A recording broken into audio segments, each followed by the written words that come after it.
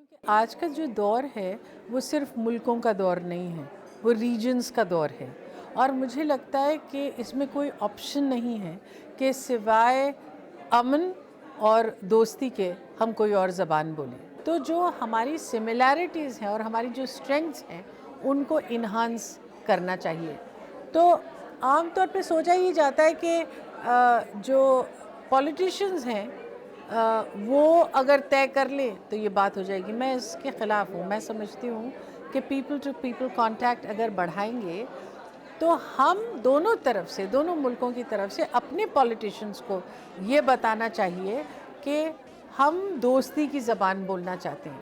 Agenda ہم set کریں گے، آپ کو ہمیں فالو کرنا پڑے گا، نہ کہ دی ادر وے۔ یہ جو مذہب انتہا پسندی ہے دونوں طرف ہے، کہیں ایسا تو نہیں کہ یہ پولیٹیکل آئیڈیالوجی کی وجہ سے ہے، یا بالکل پولیٹیکل آئیڈیالوجی چونکہ ہے نہیں اس وجہ سے؟ آپ کیا سمجھتی ہیں کیوں ایسے ہے؟ میں سمجھتی ہوں کہ یہ ایکسٹریمزم جو ہے یہ دونوں ملکوں کے لیے اچھا نہیں ہے، اور جیسا کہ آپ نے کہا دونوں ملکوں کی طرف یہ مسئلہ ہے، لیکن میں نے اسی لیے اپنی بات کو کنٹیکسچلائز کر کے کہا تھا کہ ہمارے پاس آپشن نہیں ہے سوائے دوستی اور امن کی زبان بولنے کے لیے۔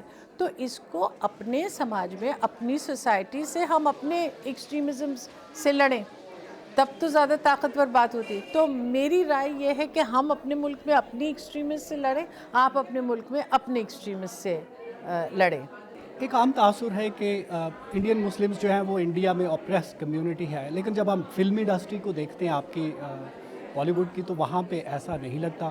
کیا یہ تاثر غلط ہے؟ بالکل غلط ہے، بالکل غلط ہے، اور اس بات کو ہمیں سمجھنا چاہیے کہ ہندوستان ایک بہت کامیاب ڈیموکریسی ہے، یہاں اپنی اقلیتوں کی بے حد حفاظت کی جاتی ہے۔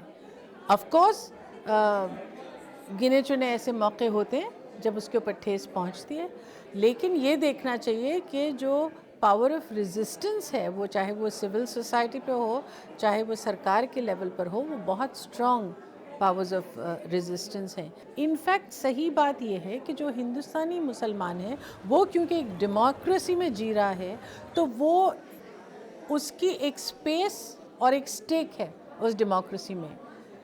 ہندوستانی مسلمان یہ خواب دیکھ سکتا ہے کہ کل کو وہ پریزیڈنٹ آف انڈیا بن جائے، وہ ایک فلم سٹار شاہ رخ خان کی طرح بن جائے۔ ایک بہت بات ہوتی ہے دونوں ملکوں کے، جب تعلقات کی بات ہوتی ہے تو ہم کہتے ہیں کہ دونوں کے درمیان فلم انڈسٹریز میں کولیبوریشن ہونی چاہیے، ابھی تک ہو نہیں پایا۔ بہت سے آرٹسٹ ہیں آپ کے، بہت سے کولیگز ہیں جو پاکستان جاتے ہیں پاکستان، لیکن وہ کولیبوریشن ایسا ہم دیکھ نہیں پاتے۔ کیا رکاوٹ نظر آتی ہے؟ آبویسلی ویزا کی رکاوٹ ہے، اور آپ کی سرکار کی طرف سے ہیزیٹیشن ہے۔ میں یہ مانتی ہوں کہ اگر ہم کو پروڈکشنز کریں ہندوستان اور پاکستان کو لے کر، تو دونوں ملکوں کا بہت فائدہ ہوگا۔ It will be a win win situation for both, کیونکہ آپ کے پاس بہت ٹیلنٹ ہے، ہمارے پاس بہت ٹیلنٹ ہے۔ ہم آپ کے رائٹرز کو لے سکتے ہیں، اپنے سنگرز کو لے سکتے ہیں، آپ جو ہے ہمارے اور ٹیکنیشینز کو لے سکتے ہیں، تو اس سے جو ہے دونوں کی آڈینس بڑھے گی۔ آپ بہت کچھ کرتی ہیں، آپ پالیٹکس میں بھی ہیں، سوشل ورک بھی کرتی ہیں، فلمز، تھیٹر اور بہت سی چیزیں۔ کہاں سے لاتی ہیں یہ وقت اور یہ انرجی یہ سب کچھ کرنے کے لیے؟ مجھے لگتا ہے مجھے ورثے میں کیفی صاحب جو میرے والد ہیں ان سے ملی ہے۔ وہ بھی بہت کچھ کرتے تھے، وہ ان گنے چنے شاعروں میں سے تھے جن کی کہنی اور کرنی میں کوئی فرق نہیں تھا۔ جیسا انہوں نے کہا ویسا ہی انہوں نے کیا۔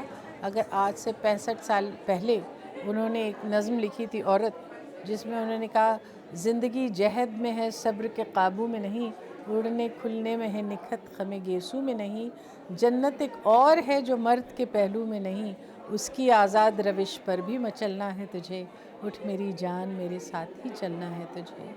تو انہوں نے نہ صرف یہ لکھا، لیکن اپنی بیوی کے ساتھ ان کا جو سلوک رہا ہے، اپنی بیٹی کے ساتھ، اپنی بہو کے ساتھ جو سلوک رہا ہے، اس میں صحیح معنوں میں برابری کا درجہ انہوں نے دیا ہے، اور یہی چاہا کہ یہ لڑکیوں کو ملے۔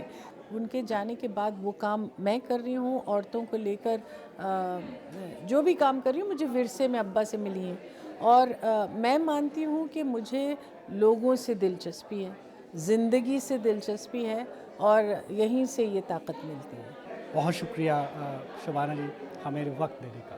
Thank you. Thank you.